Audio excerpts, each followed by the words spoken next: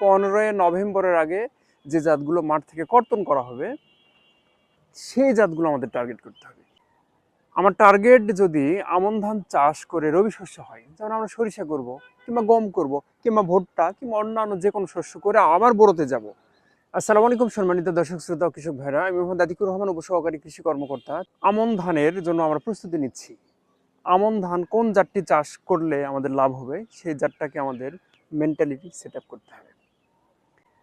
আমার টার্গেট যদি আমন ধান চাষ করে রবি শস্য হয়, যেমন আমরা সরিষা করব কিংবা গম করব কিংবা ভুট্টা কিংবা অন্যান্য যে কোনো শস্য করে আবার বোরোতে যাব, তাহলে আমাদের স্বল্প জীবনকালে ধানের জাত নির্বাচন করতে হবে, যে জাতগুলো 120 থেকে 25 দিনের মধ্যে মাঠ থেকে উঠে আসবে এবং তারপর আমরা রবি শস্য চাষ করব।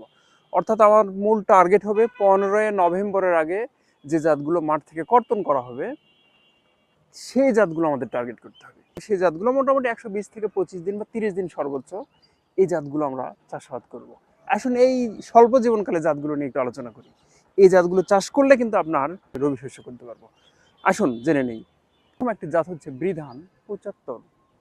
এর জীবনকাল 115 থেকে 20 দিন।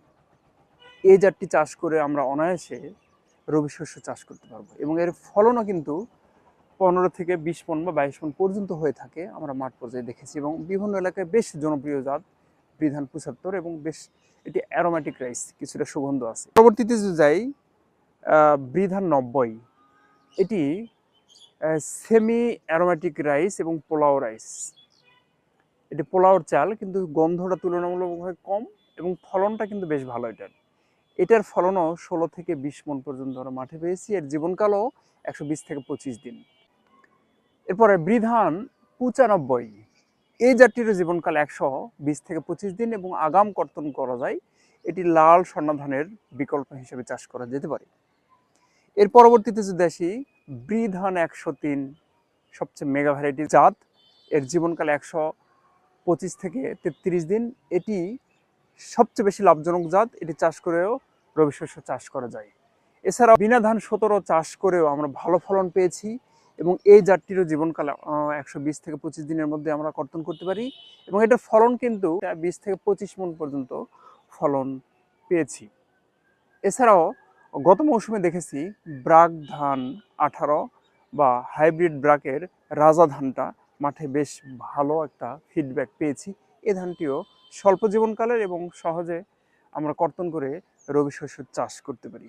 সুতরাং এই স্বল্প জীবনকালে যে জাতগুলো, আমি আবার বলছি, নভেম্বরের 15 তারিখের মধ্যে যে জাতগুলো আমরা কর্তন করতে পারবো এবং লাভ করতে পারবো, এবং এই ধানগুলো চাষ করলে আমাদের হবে কি, দুইটা লাভ হবে।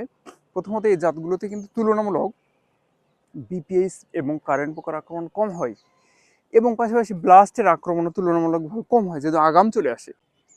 সুতরাং এই জাতগুলো আমরা চাষ করে রবি শস্য চাষ করতে পারবো। আর অন্য যে জাতগুলো আছে, আমরা স্বর্ণা জাতীয় যে জাতগুলো দীর্ঘ জীবনকালে, অর্থাৎ 150 দিন বা ডিসেম্বর ফার্স্ট উইকে যেগুলো কাটা হয়, সেগুলো কর্তন করে আমরা মাঠে রবি শস্য চাষ করা সহজ নয় বা রবি শস্য চাষ করতে পারবো না। সুতরাং আমাদের লক্ষ্য উদ্দেশ্য ঠিক রেখে আমাদের জাত নির্বাচন করতে হবে। ধন্যবাদ সকলকে। আসসালামু আলাইকুম।